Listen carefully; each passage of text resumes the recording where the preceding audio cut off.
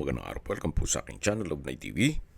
Patalasasan po, meron po ba kayong mga properties na napapabayaan or non-performing assets? Plan nyo ibenta, pero wala kayong oras sa pagbenta nito. Kung ito'y pagkakatiwala nyo po sa amin, tawag lang po kayo sa aking numero, usap po tayo, gawan ko po ng video for free. Yes, libre po, wala po kayong babayaran. Tutulungan pa namin kayong mabenta ang inyong property. Kami na po bala sa marketing, sa boosting or paid ads, even sa tripping. Hindi na po kayo mapapagod sa pag-entertain ng mga buyers. Kami na po bala sa lahat. Tago lang po kayo. Nandito po tayo ngayon sa Silang Cavite sa loob ng isang exclusive subdivision na kompleto po ang amenities at meron pong 24 hours security. Ito pong bagong video presentation natin ay isang brand new house and lot. May lot area po ito na 157 square meters at may floor area na 193 square meters. 4 bedrooms, 4 bathrooms, maid's room with own toilet and bath. Ito po'y semi-furnished at ready for occupancy. Tungkol naman sa dokumento nito, ito po'y titulado, buhay po ang may-ari, kaya wala po kayong maging problema sa documentation o sa transfer ng title. Ito po yung main gate at may pedestrian gate. Pasok po tayo. Ito po yung naka-landscape na rin. Yan meron pong customized owning type window at yung balkonahe. Hanggang dun po ang property line. At bago po tayo pumasok sa main door, ay i-check natin yung garahe na kung saan kakasya po ang isang sasakyan. Meron naman pong common parking dito sa harapan ng bahay. At yan po yung setback papunta sa likod ng bahay at yung maid's room. May access na rin po ng tubig at kuryente. Tungkol naman sa internet provider, magpapakonect na lang po kayo.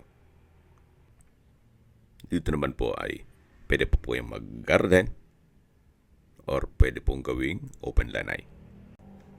Ito po yung corner side nitong pasad na kung saan pulido o quality po ang pagkakonstruct. Hindi po tinipid. Ito pong corner side sa second floor ay naka-brickstone design. Then meron din pong balkonahe. Ito po yung main door. Dito po sa entrada ay naka-tiled flooring. Then itong pintuan ay naka-solid wood. At welcome po dito sa bahay ni Mama at Sir, na kung saan ito po yung living area o salas na meron pong modern design chandelier. Meron na rin pong sofa set with center table. May understair shoe rack. Naka-ceiling cove design. At may cove lights. Then premium tiles po ang ginamit dito sa flooring. Meron na rin pong curtains.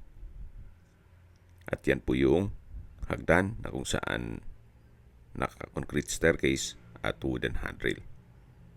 Dito naman po yung dining area at kitchen. Naka-tile flooring na rin po dito at ito po yung formal kitchen. Meron na rin pong refrigerator. Then may kitchen countertop, stainless sink with faucet, built-in gas range and range hood, modular kitchen cabinet, wooden shelf, at storage ng kitchen utensils. Ito po yung access door na papunta sa maid's room. Meron po itong sariling toilet and bath at meron pong access door na papunta naman yan sa garahe. So nakabukod po ang entrada nitong maid's room. At may spasyo pa po dyan na pwede nyong gawing service area. Balik po tayo dito sa loob at check natin yung toilet and bath dito sa maid's room. Kompleto na rin po, gaya ng hand wash basin, water closet, at meron din pong shower. Naka-tile bathroom wall na rin po ito. Okay, labas po tayo at check natin yung ibang parte nitong bahay. Ito po ulit yung formal kitchen. May kitchen countertop, built-in gas range, range hood, and stainless sink. At mula po dito sa dining area, matatanaw natin yung powder room at yung unang kwarto. Kung meron po yung PWD or senior citizen sa pamilya, itong kwarto na to ang para sa kanila. Malaki din po ang espasyo, may bed frame and mattress, may crystalite center lamp, ceiling cove design, wardrobe, tile flooring, at meron po itong sariling toilet and bath. Naka wooden door. Then meron pong hand wash basin, vanity mirror, water closet with bidet, hot shower set. From floor to ceiling po ang tile bathroom wall. Meron din pong bathroom window. Okay, labas na po tayo. At check natin yung powder room. Paglabas na po ay matatanaw kagad yung dining area at yung kitchen. Then yung access door papunta sa maid's room. Yan po yung customized glass window. Yung main door at living area. Then ito na po yung powder room. May hand wash basin, vanity mirror, water closet, exhaust fan, tile bathroom wall, may tissue holder. So kumpleto na rin po. At katabi lang po nito yung hagdan. Yan po, tunghayin nyo po ulit itong living area o salas. Nakakapaaliwalas po itong mga glass windows. Meron pong natural sunlight.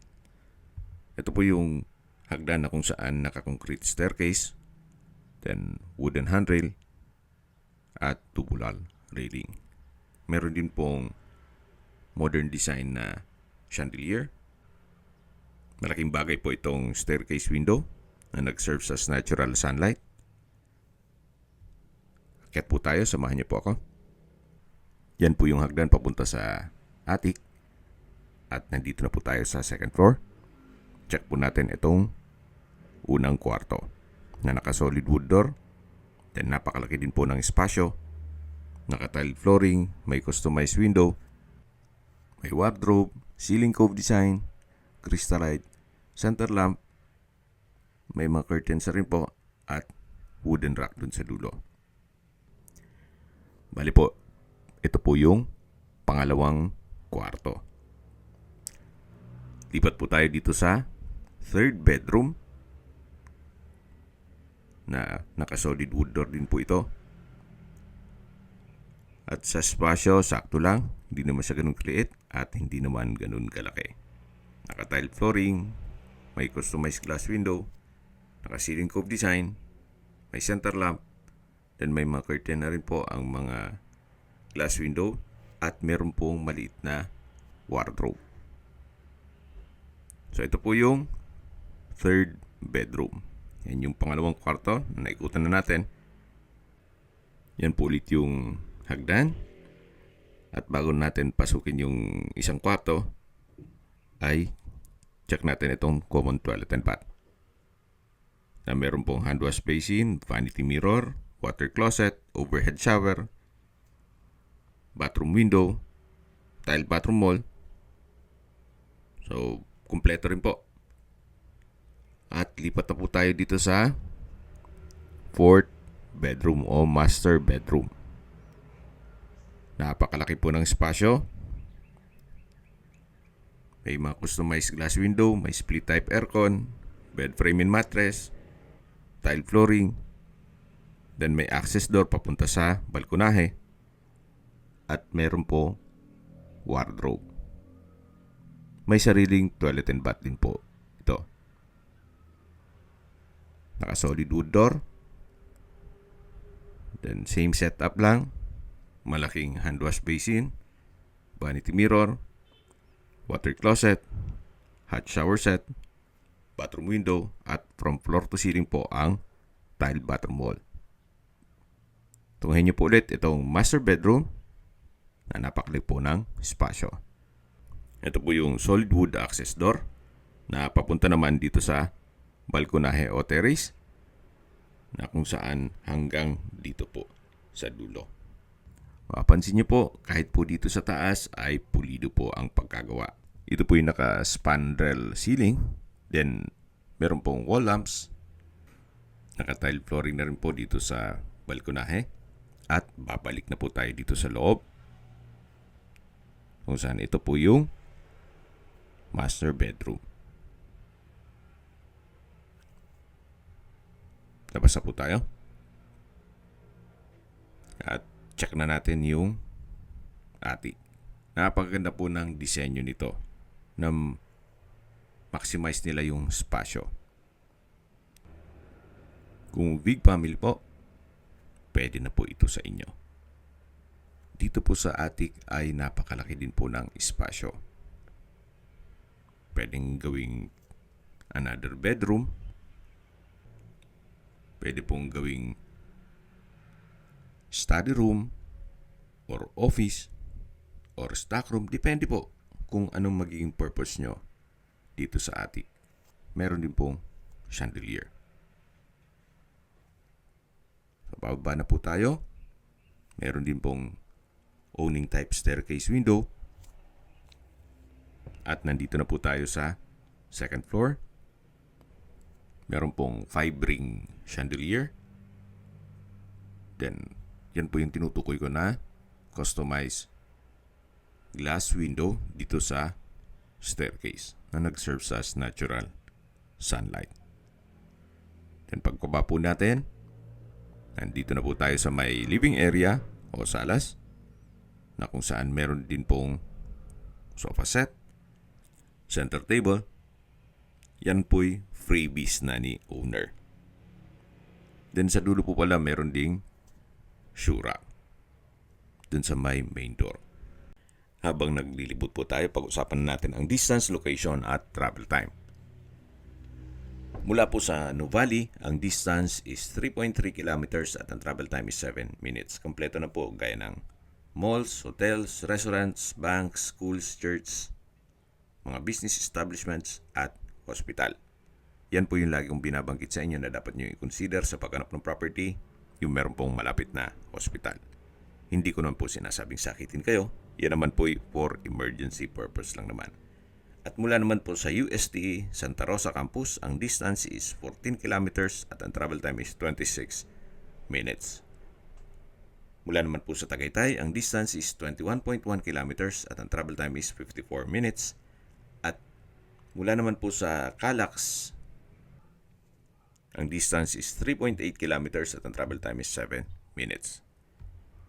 At kung manggagaling naman po sa Manila o sa airport, ang distance is 38.3 kilometers at ang travel time is 46 minutes. Opo, less than an hour, nasa Manila na po kayo. Ganun po kaganda ang lokasyon nitong property.